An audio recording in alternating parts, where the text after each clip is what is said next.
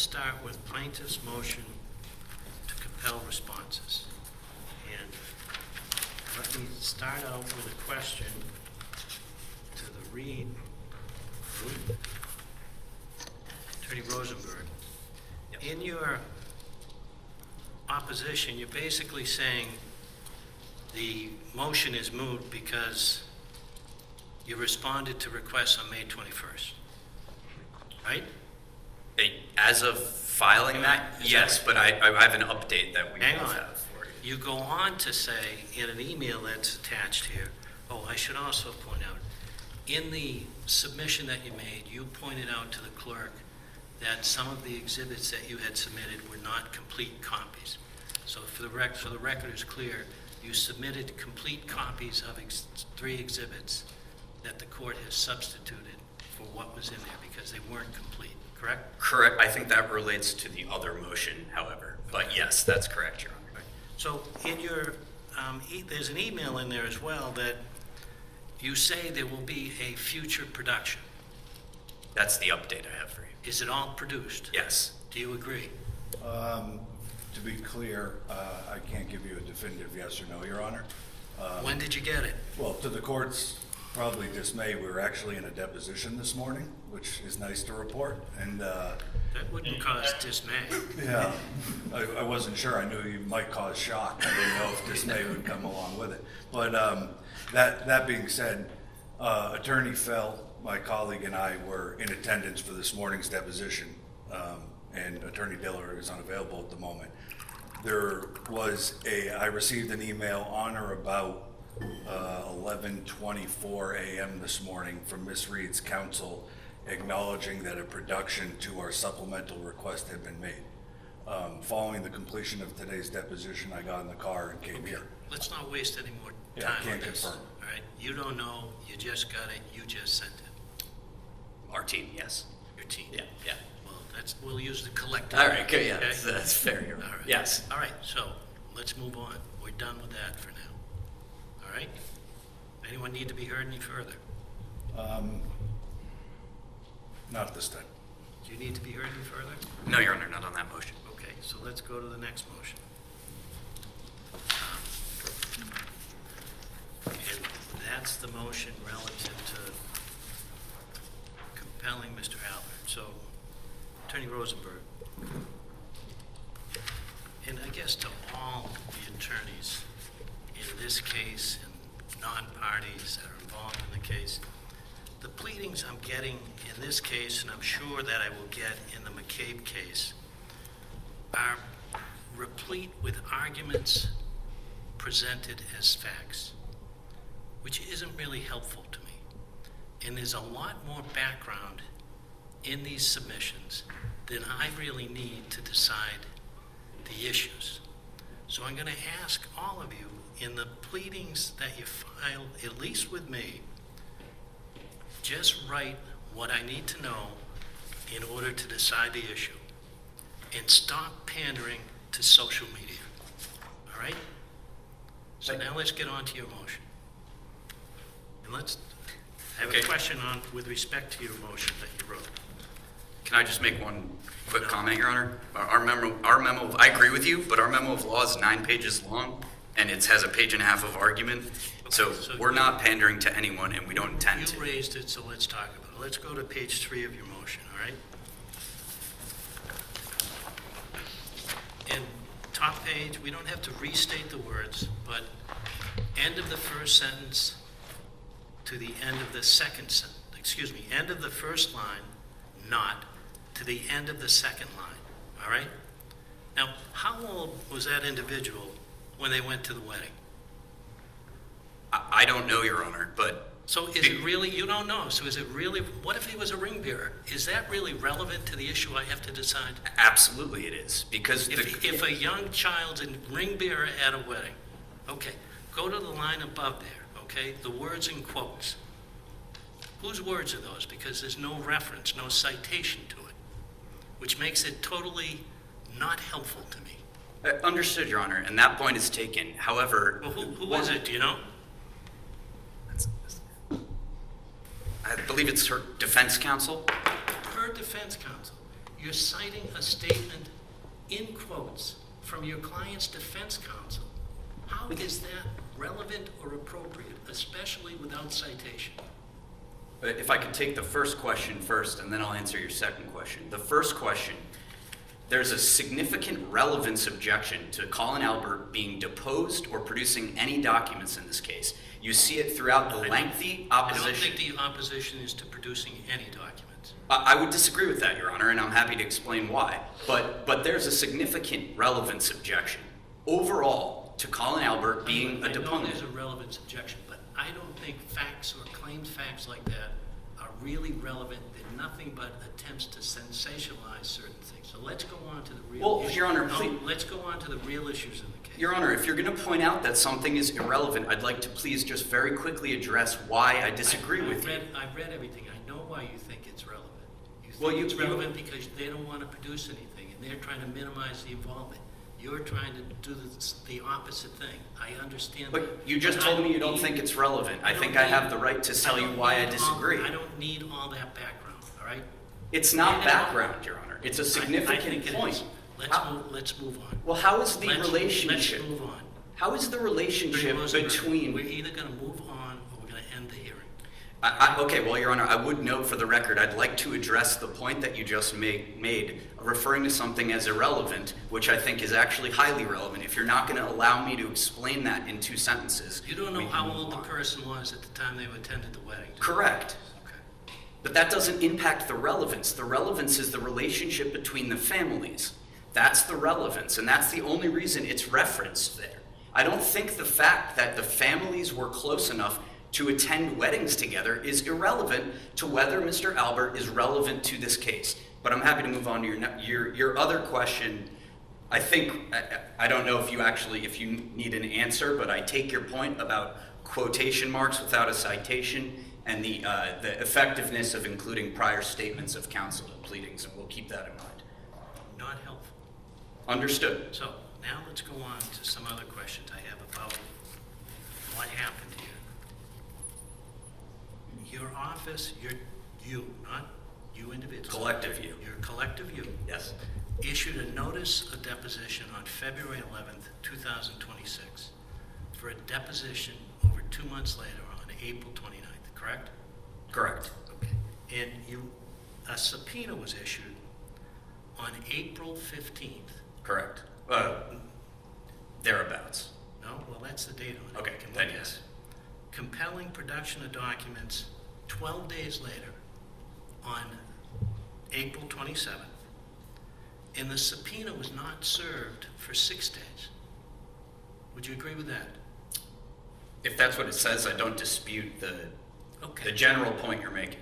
So my first question is there a reason that you would wait 2 months after issuing a notice of deposition to issue the subpoena?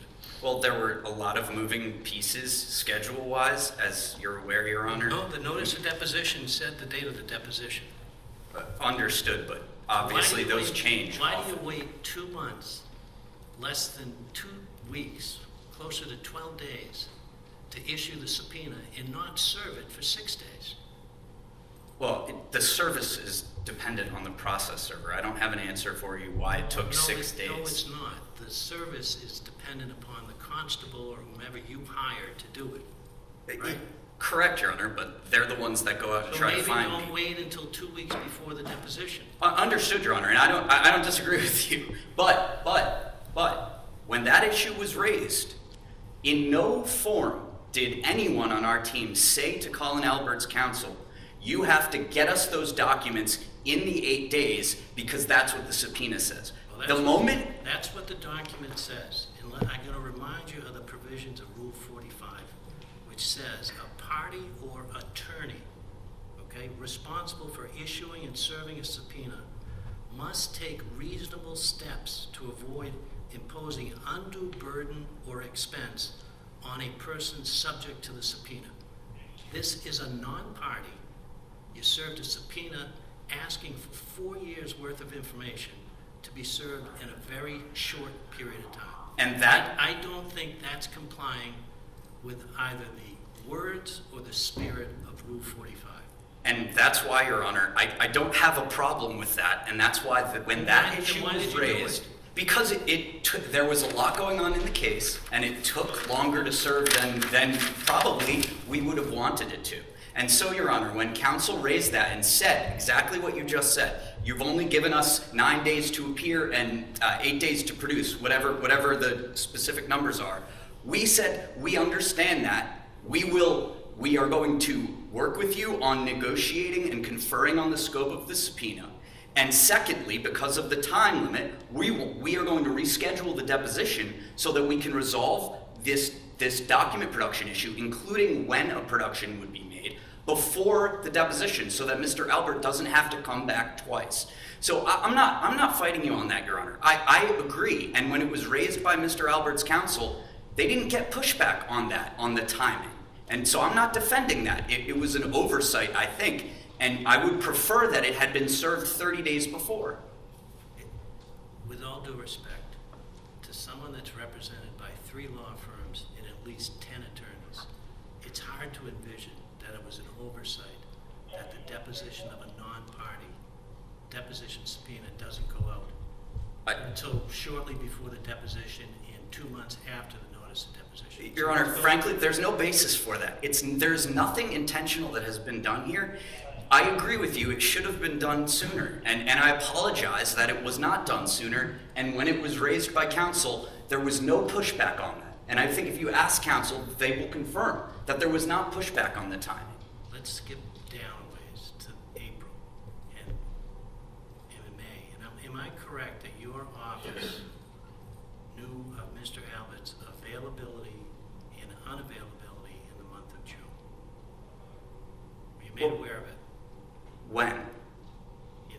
Were you made aware of it by Attorney Tuxbury? When? At what point? Eventually, on, I believe, May 20th, the email is an exhibit. May 20th. So. And May 20th, just to be clear, the explanation that we received was between now, May 20th, and June 2nd, Mr. Albert is available. We propose, I believe it was May 27th and May 28th. After that point, Mr. Albert will be unavailable indefinitely, without an explanation. Frankly, the first explanation that we received was in the motion, or in the opposition to the motion.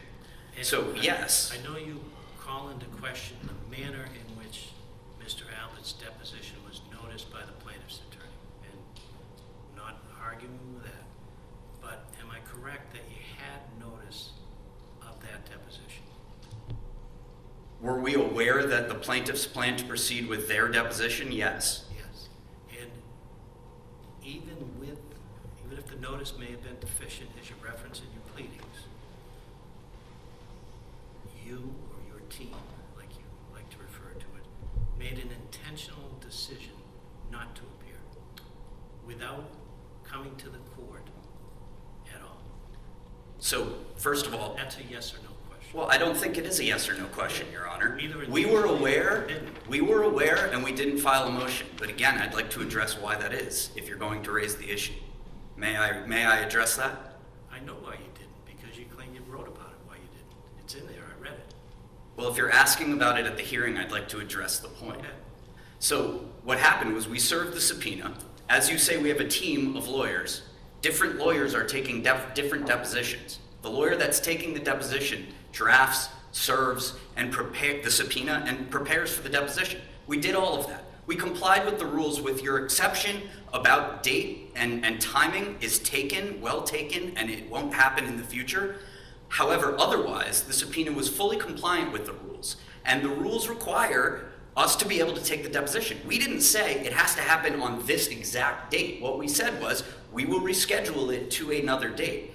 The recipient of a deposition subpoena doesn't get to choose when the deposition happens by playing games like were played here and are laid out in our papers. Mr. Albert's counsel was notified in this back and forth in the emails that are attached to the motion papers that the attorney who was prepared to take Colin Albert's deposition was going to be away on 2 particular days that they had proposed. That one of those days, 6 days later, is the one that the plaintiffs chose. So the attorney who had prepared was not available, as was told to Mr. Albert's counsel. The notice, as you referred to, was issued in direct violation of Rule 30b-1. So we provided notice to all parties that we believed that that deposition could not go forward pursuant to that notice, and we continue to believe that. But if the question is, did we come and file a motion for a protective order? No, because we don't believe we needed to. Attorney Tuxbury, Yes, Your Honor. when is Mr. Albert going to be produced for deposition? He appeared for that deposition on the 28th pursuant to Talk subpoena, about that one. and then he is, Hang on, let's lay the groundwork. Yeah. You agree you accepted a deposition subpoena? he was served a deposition subpoena for April 29th. Then you talked about taking it off. It didn't go forward. When's he going to be available? At this point in time, Your Honor, I'm not sure. It'll be sometime in the fall. It'll be sometime in the fall. He's got 10 weeks training. Not going to happen. He's in basic training right now. We have 1 hour a week communications with him. And I don't dispute what you're telling me, but I'm not going to simply rely upon a statement in court that a witness can't be produced Okay. until the fall. So go find out when he can be produced before that. Okay. I will, Your Honor. Try. We won't be able to talk to him until Saturday. I'll talk to him Saturday briefly and see what we can figure out. Well, it's not a matter of figuring it out. It's a matter of you saying to him, there's a duly issued subpoena. As I said in one of my pleadings, in this case, which you weren't involved in, a subpoena needs to mean something. Just as an attorney agreeing to continue needs to mean something. And And it shouldn't end up in front of me in these circumstances. I appreciate that, Your Honor. We're in a situation where we learned on the 20th, and we let them know the same day. I know they say there's games here. We informed them the same day that we found out this information, that he had been accepted into the military and had a shipment date of June 2nd. We said, please take his deposition during this period of time, because I know you want to take it. And at that point in time... Let's not put aside the fact that you represent him in another case. Certainly. Right? And That was he's... called, that was filed not that long ago. Yes. So certainly, maybe a party that's going to prosecute an action such as they have alleged should stay in touch with their attorneys and let them know what's going on. Certainly. And we know what he's going through his first 3 weeks school, and then when this ends, he'll go to 10 weeks basic training. We're not sure where that will be. The Army will assign him that location of where his 10 weeks of basic training will be. He'll be on, like I was saying, Your Honor, he'll be on leave in the fall. So in terms of I appreciate it. Let me just make it clear. We're not waiting till the fall. Okay. All right? Discovery ends in this case on August 17th. Okay. So you're going to go find out when he can get back up here and be deposed. Okay. Now let's talk about the status of any discussions between the attorneys as to the scope of the production. I agree with Attorney Tuxbury that the scope of the subpoena is excessively broad. And I know there have been discussions, but I don't know where you're at now. Have you had any recent discussions? No, the discussions are what are laid out. And if Your Honor is inclined to ask us to, we can continue to work on the document side and report back to you in a few days. Great. Yes, I mean, we made our proposal, Your Honor, with respect to, issues about what this case is about, which is the death of Officer O'Keefe on the night of January 29th, 2022. He searched for all communications with law enforcement for the entire period of time and looked for other ones. We never heard back. We got this motion in response to that. I mean, we're happy to look at other stuff here, but I think, to your point, the asking for private conversations, communications, really, from our perspective, is a non-starter without being tied to this case. To you, Attorney Rosenberg, collective you, let's keep in mind, okay, that I know there's the other case, but you're talking about a non-party. Understood, Your Honor. And I don't know if you would want to, but I'm happy to get some thoughts from you about because what Mr. Tuxbury is referring to is the extremely narrow 2 categories that they said, we'll search for these and we don't have any documents. We search and we don't have any documents other than the text chain that's already public record. So I think that is certainly too narrow. But I also take your point to me that as it stands, the subpoena is too broad. There is obviously, as you are aware, Your Honor, there's more than wrongful death alleged here. The false narrative is part of the claims the plaintiffs have brought in this case, and that obviously relates to much longer than January 28th and 29th, 2022. So to the extent, there's burden. I don't know that it extends 4 years. And I'm not trying to argue it because I don't understand that you want to decide that as a fact right now. All I'm saying is it's broader, and this is kind of my point. I think it's broader than what Mr. Tuxbury and his team interpret it. You're telling us that you think it's narrower than what we interpret it, and that's taken, which is why I suggested we have a conversation about maybe meeting somewhere in the middle, and I'm fine doing that. When can you have the conversation? Tomorrow? Sure. Yeah, I'm open to a call anytime. Just call me. I'm available tomorrow afternoon. We have a meeting for something else tomorrow afternoon. It's not me that has to call you. I understand. It's anyone. Damon can call me. I never know who has to call me because they have this allocation of attorneys, so you have to know who you're talking to. But yeah, I can have a conversation about that. But obviously, as you know, this is a wrongful death case with again, there's an intentional infliction claim based on a false narrative. In many respects, that false narrative claim is the other side of the coin of the wrongful death, right? If she has said things that someone else did it, and they show she actually did it, a priori, false narrative. It's not the defamation case. This is not the harassment case, the criminal harassment case that's proceeding with respect to Mr. Carney in Norfolk County. And so we're happy to consult with them, look for more stuff. I think there's a disconnect because there's a different view of what happened here. And so I think they're frustrated when we say we don't have any documents because he simply doesn't have any. He searched. We're willing to consider searching for more and expand the time scope of that search, but in likelihood the answer is going to be the same. I understand you stand before me representing a non-party. Yes. But we're all aware of the other case in which certain allegations have been made. So you're going to have to do some of those searches sooner or later. Of course, Your Honor. I think what I'm just trying to do, I think, following the guidance of this court, this case is the wrongful death case. We're going to do discovery, and we're doing discovery in the defamation case, and we're going to get document requests, I'm sure, that will be broader than that. That's a different case here. And so the issue I have, Your Honor, as a third party here in this matter, is resource issues, right? It's quite expensive here. We're going to have to do this in the defamation case.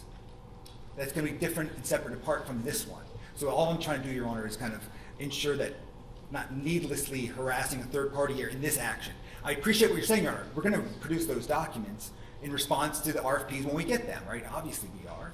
We've already gotten one set of RFPs from Ms. Reed in that case too. So I do appreciate it. I'm standing here as a third party, subject to the protections of Rule 45 in this matter, and my client in this instance is also a party to a defamation case originally filed in Barnstable County, now appearing before Your Honor. But I think in terms of like the scope of discovery and forcing him to kind of like do duplicative discovery, that's a little excessively burdensome. And so I think it's appropriate to keep our focus on what they want for this case. Yeah, like I mentioned before, it's not before Your Honor. We had thought that consolidation for discovery purposes might make sense to avoid this kind of situation, and it was rejected. That's fine. I'm not asking you to address it. But I don't think the hospitality defendants would really want to go on. I will tell you, Your Honor, they actually said okay. I'm not to speak for them, but they said okay to it. But that's these issues that I'm dealing with, Your Honor. I appreciate what you're saying with respect to the defamation case and discovery in that matter, too. But that's why here, I think the appropriate scope for this case is, as you've laid out before, which is what happened to Officer O'Keefe on that night. And on that point, as we put out in our briefing, Colin Albert simply doesn't have a lot to say. He's just going to start arguing on this. Yeah, we'll consider Bert. No, What depositions are scheduled for Monday? And I should know because I asked you for the calendar, but sorry, I don't remember. You know, Dan? Monday is... Oh, Monday is Nicole Albert, but that's going to be that's a subject of a separate motion to compel. That's pending via 9A. That's going to be filed hopefully early next week. Great. So, hate to ruin your weekend, but you and your team can review what you got today, and the two of you can talk. We can all come back Monday afternoon at 3 o'clock, talk about this again. Does that work for everyone? When you said your team, were you talking to Mr. Buck? Okay. Let me just make sure. Zoom or in person, Your Honor? In person. Perfect. Yes, that works. I will not be available, Your Honor. I think I mentioned this at our Rule 16 conference. I'll be gone for a while. Maybe you have someone that could report on the results of your discussions. Certainly, I can do that, Your Honor. And that's part of the issue with respect to resources. Obviously, I have my colleague Kieran Murphy, who's here with me, pro hoc into the defamation case. It costs money to do that. It's not cheap, so I can try to find someone in my office to respond, or he can respond without appearing before Your Honor, and then we can figure out. We have no objection to making that easier, however we can. Say that again? To the extent there's a way that Mr. Murphy can appear, we're fine with it. But we'll let him appear. All right? Yes, I mean, I'd asked today. I understand that he's not pro hoc into this case. That's all. All right. We have no Don't objection. tell anyone, okay? We'll keep it a Enjoy your secret. vacation. After you talk with Attorney Rosenberg. Yes. Anything else? You have other motions that are coming?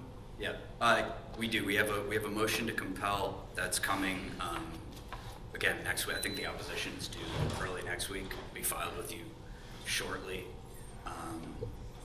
There's one pending motion from the plaintiffs, I believe, seeking additional information in response to interrogatories. That's it, I think.